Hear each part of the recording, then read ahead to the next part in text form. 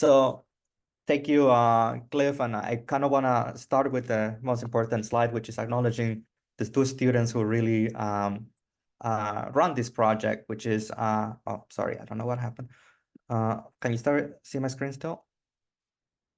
Yeah, we can see that. Julian Leher, who is a student in applied mathematics. He was a master's student in my group, and now he stays as a staff bioinformatician. And Jesus Gonzalez Ferrer, who is a current PhD student in biomolecular engineering. So Julian did all the kind of back-end work, and Jesus did a lot of the front-end work. And this is, as Cliff mentioned, a recent publication that we had in Cell Genomics. So I think I'm preaching to the choir here. To know that the explosion in single-cell atlases has been quite massive in the past few years. However, with this amount of data, there's been a lot of problems in keeping the consistency of accuracy across different atlases and different groups, even actually inside the same group. I want to mention, I will present this from the point of view of a neuroscientist, which is what I'm trained to. So a lot of the examples will be from the brain. However, our algorithm works across tissues. However, particularly in the case of the brain, there are several issues where manual annotation actually becomes problematic. One is that the marker genes are changing over time. And there are differences between species, and there is inconsistent nomenclature across papers, different granularities, different experiments. And again, just to give you a few examples from the brain, depending on which school you went to, you might call radioglial cells or apical progenitors, you might call them autoradioglial cells or basal progenitors, or projection neurons versus pyramidal neurons, just to make things more confusing. And I just give you a few examples of these cases. So it really, what happens is that you really need a very well-trained wet lab person to be there to be annotating these data sets. And they have to be trained not only in the tissue that you're interested in, it also has to be trained in the developmental time you're interested in, and likely in the species that you're interested in. So it makes things very complicated. So a classical example in the brain is these parvalbumin positive interneurons. So parvalbumin interneurons, like all interneurons of the cortex, are born during embryonic development. But the gene itself that marks this identity is not present in the brain until after birth. So if you actually, this is some samples that we have from post-mortem patients. So this is a newborn baby who you can see in the cerebral cortex, there is no parvalbumin expression at all at gestation 39, even though we know the cells are already there. By 6 weeks, you start to see very few of these cells. By 6 years is really when you see the peak, and then they're retained throughout 57 years of post-birth. So the cells are there, they're present there, but the marker is not there. So how do you name this group? What is also interesting is there's a recent paper from the Allen Brain Institute that says even a subgroup of parvalbumin interneurons might actually never even express the parvalbumin gene. So how do you even call these cells now? There are genes that, I train in mouse, for example. My PhD was in mouse developmental neurobiology. And then I did my postdoc in human. And I was actually surprised to learn how many of these markers are actually not conserved at all between the species. So here is a piece of the mouse brain, a piece of the human brain, and you can see some genes that have very high specificity for layer 5, for example. I'm highlighting 2 there. In the mouse brain that are either completely missing or throughout all the layers in human. So, and then this is 2 examples of the data set from the exact same lab, just 3 years apart, where you see a difference in nomenclature, quite dramatic actually, between the two papers. And for all intended purposes, they are the exact same tissue samples. So this makes automation and really trying to harmonize data between different groups actually a very complicated issue. Now, obviously, there are many tools out there that you are probably familiar with, but they are prone to errors currently. And they require a lot of training data. They're really because they require this high amount of data, they kind of tend to ignore all these rare cell types. Again, I come from the wet lab, so for me, the bioinformatics tool should come. It should be easy to use, and a lot of these deep learning and machine learning models are actually very hard to use. You really require to train someone in deep bioinformatics. And more importantly, they're not explainable. So you know the cells are classified, but you actually don't know why. So building on this problem, and again, when I met Julian for the first time, again, he comes from mathematics, I was explaining him what the issue is, and we went through a lot into, okay, how does the data actually looks like? I explained to him what the cell by gene matrix look like, and he went on into and came back a couple of weeks later and say, well, why don't we try this architecture TabNet, which was developed by Google a few years ago, and it's particularly efficient at classifying and encoding and decoding tabular data like the cell by gene matrix, and it has built-in interpretability, so you actually know what is weighting into the classification. So what Julian did is built on top of TabNet, so the backbone of SIMS is TabNet itself. And he put the pre-processing and then also added a few other innovations such as the temperature scaling to obtain kind of confidence scores. So with these, what SIMS really does is you can input data. It can be a single cell by gene matrix, can be multiple one of them, and the labels. You train the model, it learns, then you input the new data, and it takes the model that was already trained and predicts the label, and it gives you a confidence score or how confident it feels about this particular classification.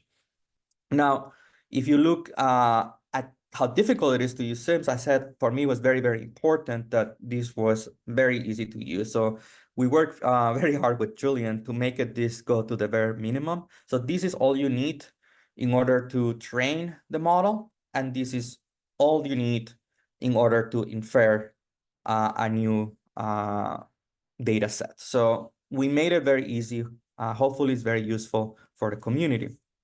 So we tested SIMS against several data classifiers out there in many, many different types of data. A lot of the very imbalanced data sets on purpose, including, I particularly enjoyed this one, the human landscape, which has basically the whole human body. And what we observed was the SIMS was consistently across the most accurate of the classifiers across all these data sets. And I give you one example. This is kind of the classical one in which you train these classifiers, which is the PBMC data set. Again, I don't come from the blood, but what is very obvious when you compare it with some of the other more common algorithms like SORAT and SCAMPy, that a lot of these similar cell types, for example, here, all these CD4 positive cells, this is where a lot of these algorithms fail. But it seems here actually does particularly, it does pretty well. Obviously with some error, although we actually think that this error is not necessarily from SIMS itself, but actually from the original annotation of the atlas.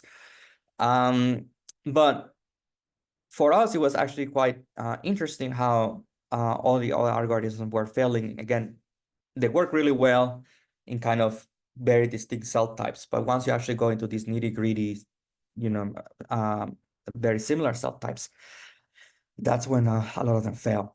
So we went on to again, I'm a neuroscientist, so we went on to look into the cerebral cortex as an example. So this is a slide that I shamelessly took from Paula's group, where it shows the great diversity of neurons in the cerebral cortex, which don't have the time to go through, but I think we can argue that it's probably one of the most complex tissues in the body with all this cell diversity. We trained in the adult data set from the Allen Brain Institute that contains both cortex as well as hippocampus. And why hippocampus? It is also layer structured, has very similar cell types, and cortex not exactly the same. But we kind of wanted to add this additional level of complexity.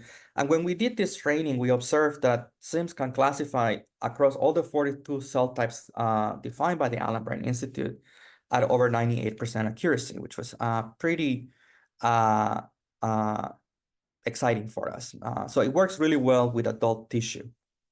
We then went on to perform this ablation study where we start removing some of the data sets. So first we remove 90%, then we remove, remove 10%, then 15%, 20%, and so on and so forth. And we see that even when we remove 93% of the data set from the training, meaning we only are left with 3,000 cells to train, we still get quite a good accuracy of about 98% still. Sorry, 95% still. So it seems that SIMS in general needs very little data for training. Now we know that we need about 50 cells per cell group in order for it to train well. And it performs very well at this between these adult data sets. So then we went on to, but we were always training, at least in the first few examples that I show you, we're doing the same sample. So we were training 80% of the sample and then predicting on 20% of the sample. Sorry, I have a question. Oh, never mind. It's just a comment. But what happens now when you bring in new data? What happens when you bring in new samples, which is really the real case scenario that most of you will be after. So we decided to start looking first with the adult human data sets that exist from the Allen Brain Institute. So here we're training first we're training between a single sample just to see how good it does. Again, we get over 98% accuracy at predicting between the same sample. So that means we train on 80% of the data on that sample and then predict on 20% of the data of that sample, and the cells are picked at random. But once we go trans-sample, we still retain a pretty high accuracy over 96%. Sorry, I don't have the numbers. Yeah, 96% roughly. By training on sample A and then predicting on sample B. In this particular case, we training a male sample and we're predicting a female sample. Again, a pretty high accuracy.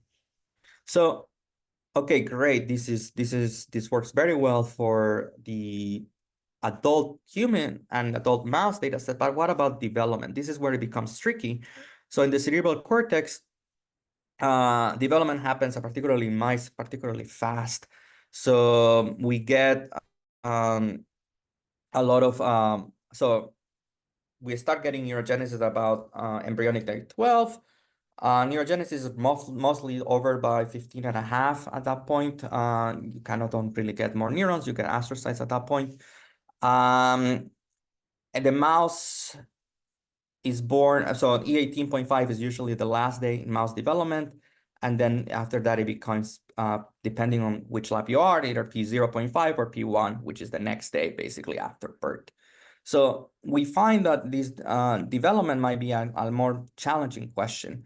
So what we did is we concentrated in this period right before birth and right after birth. So E18.5 mean right before birth, and then P1 being the day after birth. But just keep in mind, this is a day apart in development. So what we observe here, so what we did is we train SIMS in a combination of both E18 and P1 samples, and then we try to predict E18 and P1. And what we actually observed was that most of these cell types were being classified at a really high accuracy, particularly the neuronal cell types, with exception of one. And consistently it was this layer 4 neuron that was particularly misclassified and consistently being classified as upper layer callosal projection, a subset of them. Now, layer 4 is a very interesting layer to me because I particularly interested on this idea of fate plasticity in the cerebral cortex, and there were these recent papers coming where they were showing that maybe a subset of these layer 4 neurons are actually derived from upper layer callosal neurons that lose an axon at around P3, postnatal day 3. So we became very, very interested in what was happening at the transcriptomic level in the cell type. So what we actually observed was that these layer 4 misclassified cells, or what we were calling misclassified cells, were actually not really misclassified, but were a cell type that kind of had a mixed identity. What was happening was that it expressed a lot of the markers of upper layer neurons like COX-1 and brain2, or PO3F2 is the same gene. But then it also expressed at very high level ROR beta and LPL, which are layer 4 markers. So we consistently observed that. What was also interesting was that consistently we observed that the majority of these cells that were misclassified were actually not coming at random from both samples, but were really enriched on the E18.5. By P1, the classification actually was fairly accurate. And again, if you actually look at the percent of cells that are classified improperly versus properly, you can see that at E18, about 60% of the cells are misclassified, meaning they express both of these markers. But by P1, close to 90% of the cells are already kind of pushed into this layer 4 identity. So what we think we are observing is we are actually observing at the transcriptomic level this period of this fate refinement and really going from this upper layer identity into a layer 4 identity. It's pure speculation at this point.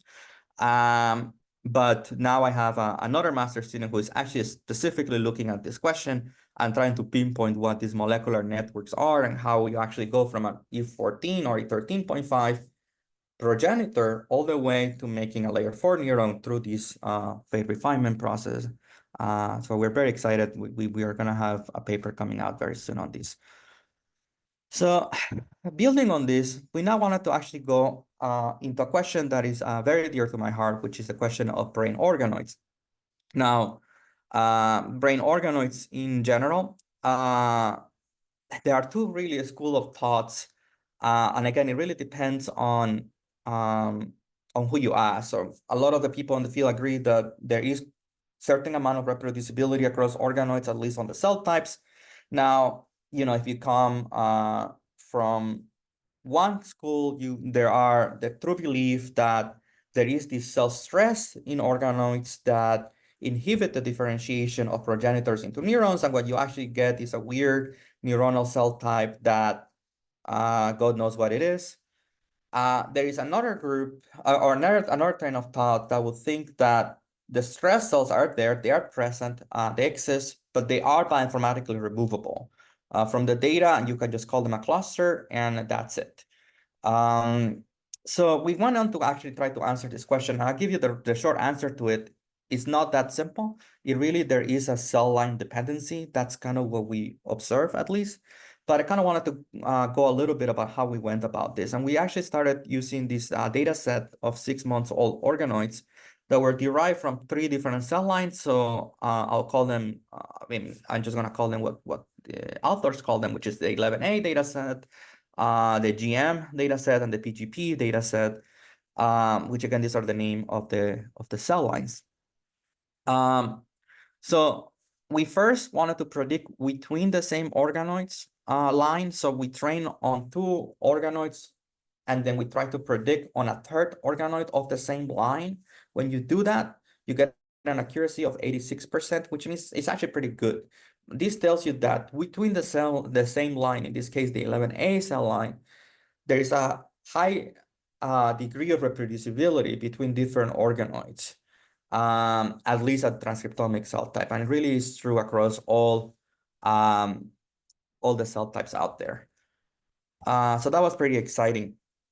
However, when we start looking into the trans cell line, this is where we start noticing a lot of these variability. And I think it's important that we as a field acknowledge that this variability exists. And there were slightly different issues. So when you look at these, but they all happen in this immature projection neuron radial glia, which really means is they're the neuronal progenitors and the excitatory neurons. For example, if you look at the interneurons, which are the inhibitory cells, they are pretty well conserved between the 2 different organoids. The truly differentiated cells like these, callosal projection neurons, which are already pretty mature, are also pretty well conserved between the different organoid lines, cyclin cells, and so on and so forth. The issue really is in this radioglia to immature neuron transition, which again is the progenitor to early postmitotic neuron. So if you look at the GM line, for example, what we observed was that a lot of these immature neurons that were being called immature neurons in one data set were actually being called interneurons in a different data set. And if you look in this other data set, a lot of the immature neurons, sorry, a lot of the radioglia, meaning the progenitors, were actually called immature neurons. So they seem to be two different effects. One cell line seems to have kind of a difference where the algorithm was telling you these are not excitatory cells, they are inhibitory cells. And the other one is telling you these are not as mature as you think, they might be progenitors. So they really represent two completely different issues. And we took, so to go in deep into this question, we took advantage of these other tools developed by the Knowledge Lab, which is called Groovy. And Groovy, what it does, it's been optimized for brain organisms, for human brain organisms. It does not work well in other species, but at least with human, it can identify cells that are considered stressed. It marks them where they are. You can tell that, for example, these organoids, the majority of the cells are actually not stressed, which kind of goes with this idea. But the very simple thing we can do is say, okay, well, what happens if we remove the cells, the stress cells from here? In theory, if the cell stress is what is driving this issue in differentiation, that should fix the whole issue. What's not what we observe. What we observe is, yes, there was a slight improvement, but cell stress alone does not explain the misclassification that we're seeing. So that already kind of tells you that it's not that easy of a question. It's not that you can just remove the cell types and everything is dandy after that. So what are these cells? As I mentioned, the PGP line, the majority of the cells that were classified as that were radioglia, thought to be radioglia, were now classified as immature neurons. And in the GM line, the majority of the radioglia were actually being classified, and the projection neurons were actually being classified as interneurons. So what we actually did here, we did this label transfer using SIMS from fetal tissue. And what we observed, at least for these first, I'm only looking into this line, the line that has the issue with the radioglia into immature neurons. What we observed was that actually when you look, these are the cells that were being misclassified. These are stress cells. So indeed, there is an issue of cell stress inhibiting differentiation in this cell line, and that is correct. But also true that these cells do not group with the radioglia cells over here, but they're actually grouping closer to the immature neurons. So what we actually think is happening is that there was an issue with the original annotation, and these cells are in fact more advanced in development than what the authors originally thought. And we assume that about 43% can do that. But with the inhibitory cells, with the other line, the line that kind of look a lot more ventral, when we start doing this fetal to organoid label transfer, what we observed was that these cells were actually not being grouped with excitatory cells, were truly being grouped with inhibitory cells. And when we actually look at the markers, we see a lot of the DLX genes, which the DLX genes are associated with inhibition. So what we think is actually happening is that you have this cell line to cell line variability. The organoids are actually pretty reproducible between the cell line, but you have two cell lines, the 11A and the PGP, that seem to develop at different rates. And you have a 1/3 line, which is this GM cell line, that seem to go more unexpectedly more ventralized or to the inhibitory lineage. And again, doing this label transfer from the fetal tissue seems to be the way to go. Honestly, it really does solve a lot of these issues. So what I've shown you so far is that we built SIMS as an interpretable deep learning model that works well across different tissues. I've showed you both human and mouse. We also have data on birds now. It seems to work very well on birds as well. So it seems to be across evolution. We observe these layer 4 post-mitotic phase refinement, or we think we've observed that, and now we have new data going into this direction.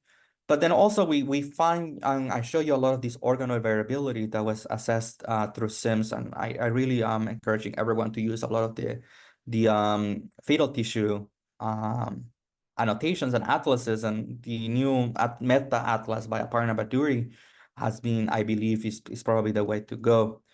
Now, I do want to say that we did make SIMS to be very low code, but we actually make it even easier to use. So there is a Streamlit app that was developed by this undergrad, and she's it's already mentioned in the paper. You can see it, but she is really the person who has done most of this work.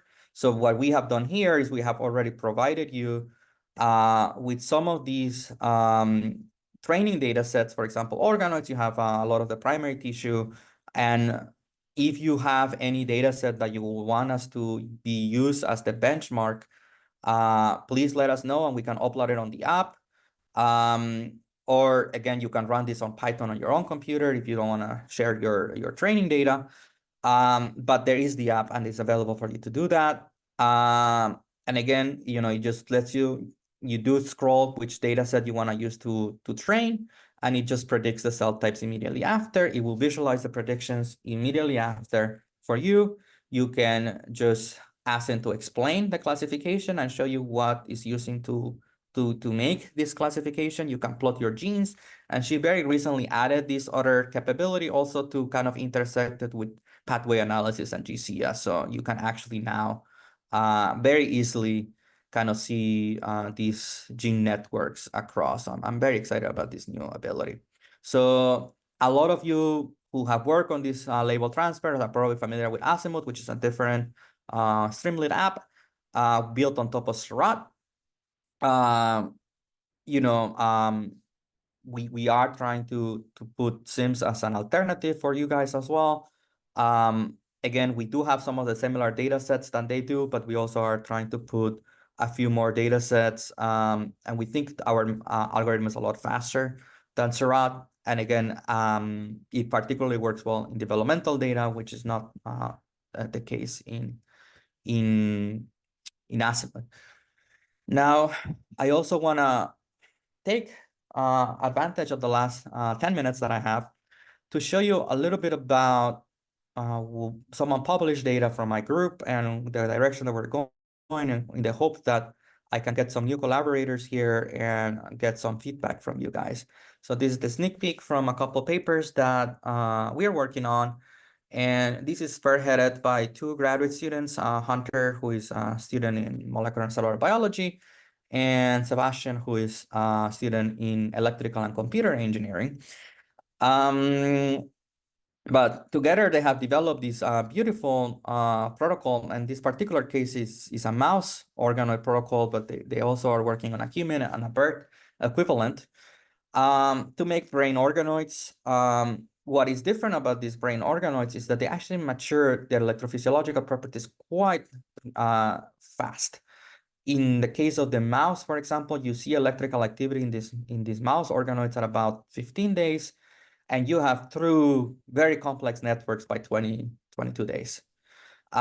We have interfaced these organoids with these high density multi-electrode arrays. So this is basically what you see here is it's in one well. You have about 26,000 electrodes. And we're placing it here, in this particular case, 2 organoids. So we can put as many as we can probably fit in there. What does it mean when you have 26,000 electrodes? What it actually means is that each neuron that is on the surface of the organoids is being contacted by about 3 to 4 electrodes. So you can truly see the action potential, and you can actually truly see the electrophysiological properties of these cells. And we are very excited about this technology. So this is Sebastian's trying to fit doing some of these experiments in the lab. Again, we have these machines and a lot of these chips, but this is kind of what the organoids look like. Each of these rows represent a single electrode, and you can see they're very, very active. You can zoom in into a little space of that, and you can see even more activity.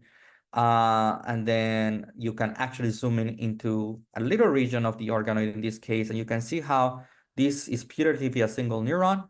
you can see how the action potential kind of transferred throughout and likely to the next neuron over here. So this ability now to model these units at a high confidence is allowing us to now build a lot of these similar algorithms for classification now, not of neurons in the transcriptomic level, but actually neurons at the electrophysiological level. So we are just developed this algorithm called HIPPY, and HIPPY can actually classify on an over 85% accuracy in this particular data set, over 90% accuracy between different cell types. And it works better than the state-of-the-art algorithms such as FISMAP, which was recently launched by MIT. And what is interesting about HIPPY also is that you can train in one technology like NeuroPixel, for example, and you can predict in a different technology, like in this particular case, multi-electrode arrays. So we are just starting on this. We just got the very first few results, but we are very, very excited about the ability to do these electrophysiological characterization, also deep learning, and then also trying now to build these multimodal data sets where you will have transcriptomic data and electrophysiology data on the same data file. And I'm happy to talk a lot about how we're thinking about this. But with that, this is all I have for you guys. I want to thank the Brain Engineers group, which I said Cliff nicely introduced. It is a group of engineers, biologists, and neuroscientists and geneticists who all we work together as a single cluster across UC Santa Barbara, Santa Cruz, and San Francisco, as well as WashU. This is our last retreat, as well as my particular group. And again, the stars of the show were these two grad students. And you can follow us if you want on Instagram. We do have a lab Instagram, which I think is a first, but the students are insisting on it. Or you can email me if you have any questions. And with that, I'll take any questions that are in the audience. Thanks very much. Very exciting.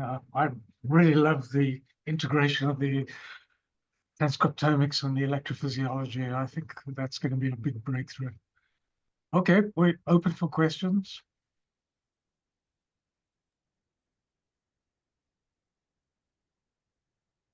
Hi, Mo. Maybe I can ask the first question, so give other people's time to think about the question.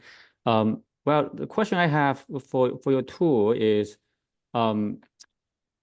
so have you? I think this is a great tool. You know, I think a great presentation also. But have you ever compare your tool with Symphony, which we actually currently using to transfer annotation from, for example, published data to our new data set?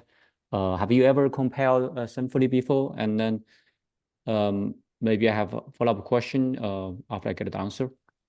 We didn't pick that particular tool. There was no particular reason other than the students really wanted to test the other deep learning tools. But yeah, there was no, I don't think we directly compared with that, but we were happy to look into that data sets as well. Okay, so for the training data, so usually we just need to like one experiment, like annotated one, and so the other question is like sometimes we cannot tell like whether the reference data, the annotation is correct or not, right?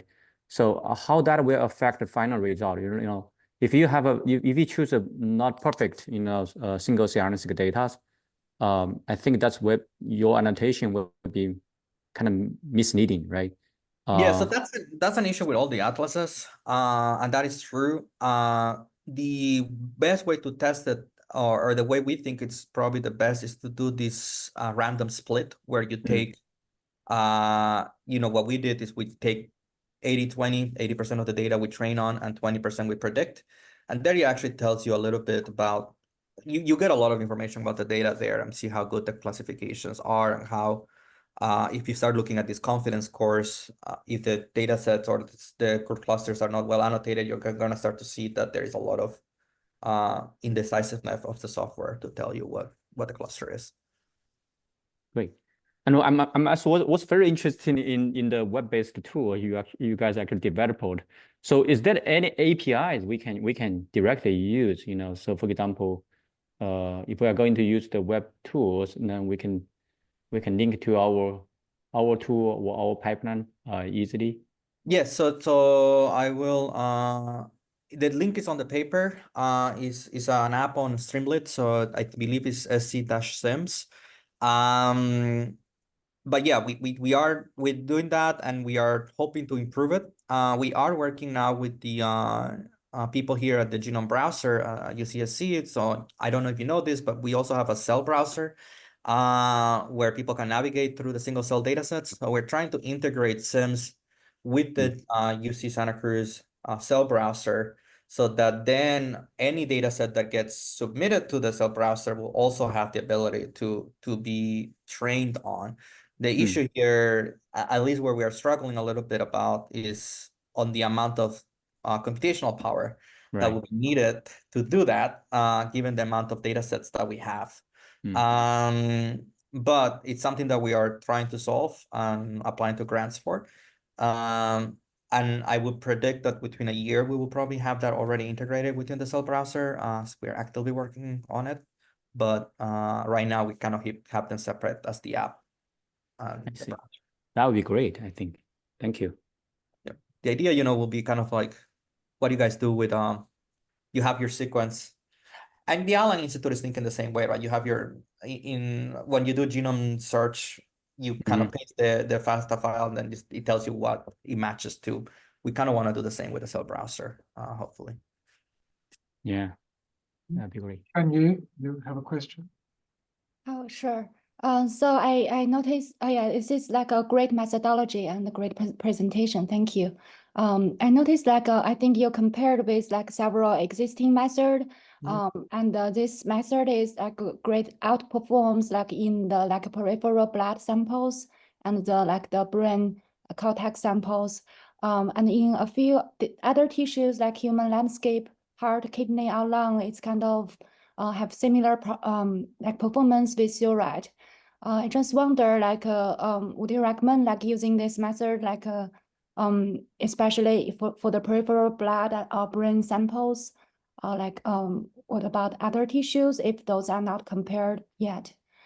So what we observe, we tested a few across a few different tissues, including the human landscape, and we consistently observed that SIMS was as good or better than a lot of the state-of-the-art technologies.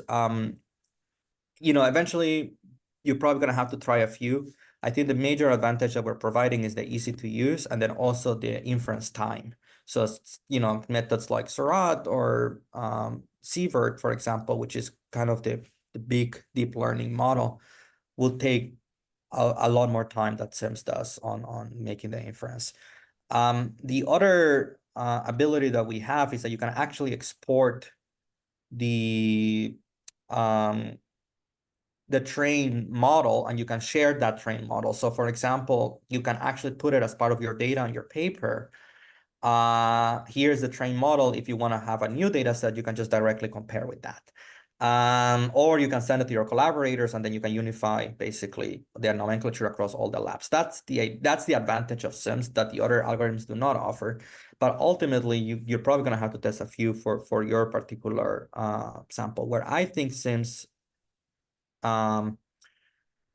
really shine is on cell types that are very similar to each other. And that's where, I don't know enough about every tissue in the body. So we picked the blood again, because that's kind of the canonical example where you have a lot of blood cells that are similar to each other. But the brain is also highly similar, and this is why we went after the brain as well. I'm sure we can find other examples as well, but I'm not just familiar with all the other tissues, to be honest. Yeah, thank you for clarifying. The advantages and Ashish? Hi, thank you for this great tool and the presentation. So I do have a question on the training. So can you tell us what is the training time for this tool or this model? And then let's say if we have a really big data set, what's the training curve? It looks like the basically time it took. So yeah, thank you. It really depends on a few things, whether you're doing it in your local computer versus you're doing it in the cloud. We tend to use the NRP, which is the National Research Platform, for a lot of the training.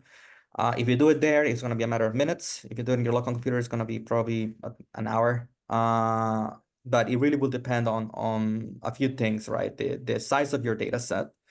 Again, we do not think you need that many cells to train SIMS. We showed that with as little as 3,500 cells, you get over 93% accuracy. So in principle, you could do that in a couple of minutes. As long as between these 3,500 cells, you have at least 50 in each cluster. So that's also an important number, it seems. But it really will depend on the size of your training data, as well as the computer that you're using, right? In general, what we observe with compared to Seurat, which is probably again what the most used tool is, that we drop it by 60% whatever they do. So if it takes 2 hours there, we will do it in 45 minutes and so on and so forth. Okay, thank you. There's a question on chat from Aditi Singh saying, really great talk. I'm curious if the tool has curated list of stress markers to be used for human versus mouse along with training data set.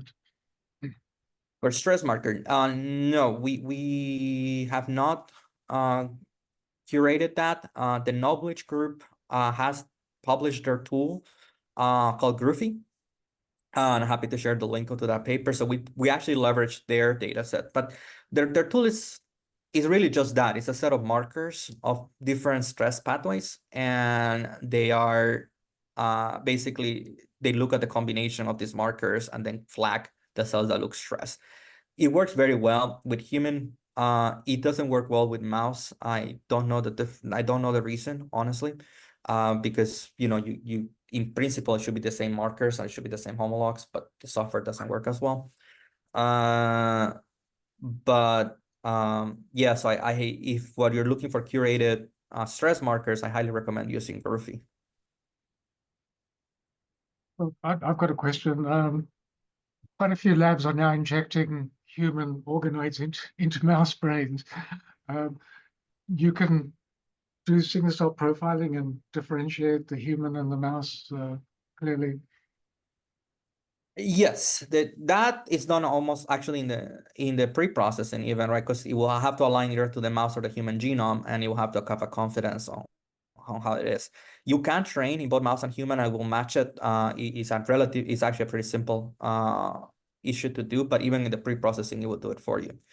I think the important question will be where it will find the differences that people have observed, like Aparna Baduri and Arnold Kriegstein, on looking of whether you transplant the organoid and whether the organoid have higher degree of self differentiation. We think based on the data set of the organoids that we show you, where we actually observe between the different lines that the developmental trajectories were slightly different, that we will be able to identify that. Now, I'm glad you mentioned that experiment, because I did an experiment back in my postdoc that I never finished, but the idea was actually pretty, in a way, was what inspired SIMS. But it's the idea of like transplanting fetal tissue. So these are fetal neurons. We have the time of the fetus into the mouse brain, keep the mouse brain alive for a determined amount of time, then take the neurons out and then match that to the atlas and say, for example, let's say it was a gestation week 15 embryo. If you look at gestation week 19, does it look like a human gestation week 19 or does it look like a 22? And is it the mouse actually accelerating maturation or not? And that was my dream experiment that I never got to conclude. I started it. Thank you. Well, it looks like there are no more questions. So I'd really like to thank you. This was a fantastic and exciting tool, and we look forward to using it and to reaching out to you if we have problems with it. Absolutely, please. Thank you so much, and it was a pleasure to be with you, and thank you for hosting me. All right, thank you both. You guys have a great day. Yep. Bye. Okay.